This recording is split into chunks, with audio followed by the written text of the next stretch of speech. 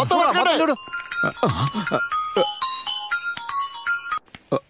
బంగారం. ఏమండి మీరెక్కడున్నారు?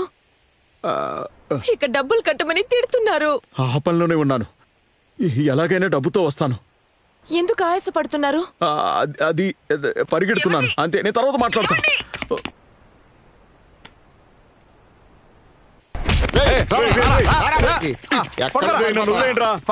ఎక్కడికి తీసుకెళ్తున్నారు? ప్లీజ్ రా.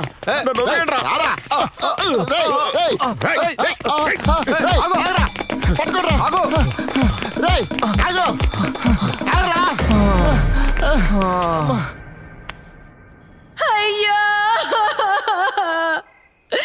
దరిద్ర మొహల్ని మా పరువు తీసి పారిపోయిందే భగవంతుడా.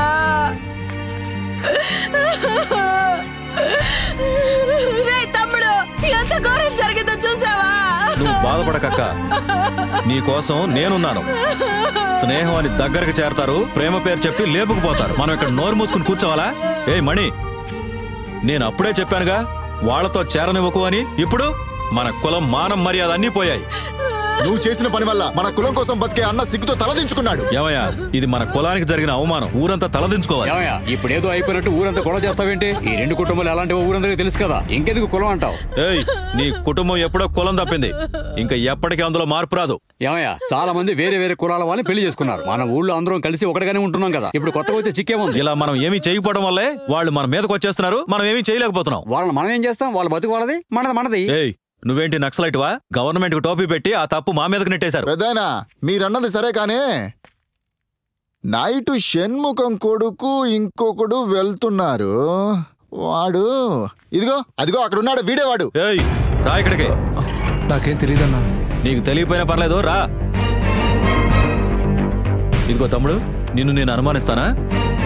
ఒకసారి నీ సెల్ ఇవ్వు, కాల్ చేయాలి. అన్నా, అది ఫోన్ చేసుకోవడానికి కూడా నీ సెల్ ఇవ్వా?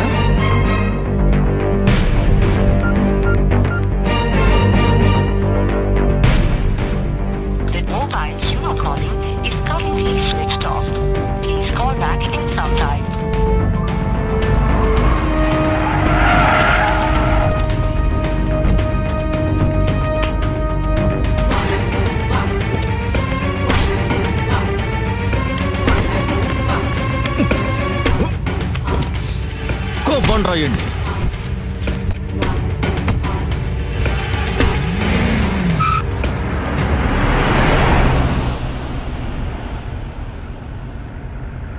Up and down.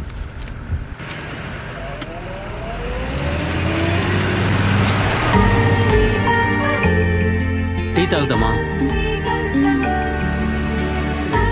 అన్న? రెండు టీ బా.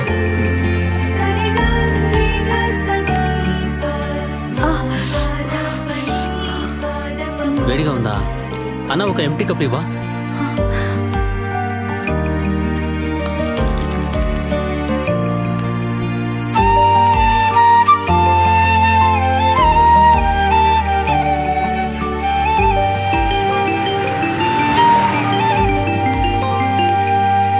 హలో మురళి, ఇప్పుడు బండి ఎక్కడ ఉందిరా? అన్నా, వైజాగ్ వెళ్తున్నాం అన్నా. వైజాగ్ ఏంట్రా? విజయవాడకే కదా బుక్ చేశారు. ఆ ట్రిప్ క్యాన్సిల్ అయిందన్నా, ఇప్పుడు వైజాగ్ వెళ్తున్నాం. బండిలో ఇప్పుడు ఎంతమంది ఉన్నారు అడుగు. బండిలో ఇప్పుడు ఎంతమంది ఉన్నారా? బండిలో ఇప్పుడు 3 ఉన్నారన్నా. మురళి, సరిగ్గా వినిపించట్లేదన్నా, సిగ్నల్ వీక్ గా ఉందన్నా. హలో మురళి, ఏ మురళి.